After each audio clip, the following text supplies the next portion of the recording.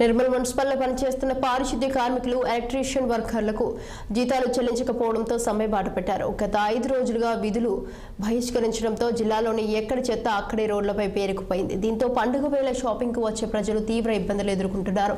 ఉద్యోగులకు చెల్లించాల్సిన గత 3 నెలల వేతనాలు ఏరియల్స్ ను అధికారులు సకాలంతో చెల్లించకపోవడంతో ఈ పరిస్థితి దాపురించిందంటూ అధికారులపై ఆగ్రహం వ్యక్తం చేశారు. 3 రోజుల నుండి సమ్మె కొనసాగుతున్న అధికారులు స్పందించడం లేదంటూ కార్మికులు వాపోతున్నారు.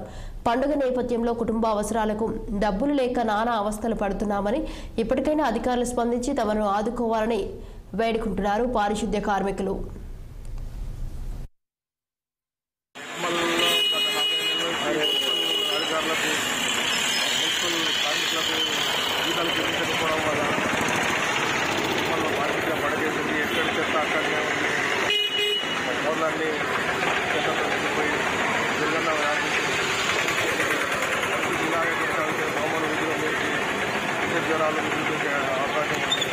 అధికారులు దయచేసి వాళ్ళ సమస్య పరిష్కరించి నిర్మల్ పారిశుద్ధ్యాన్ని మెరుగుపరుస్తారని ఆశిస్తున్నాను.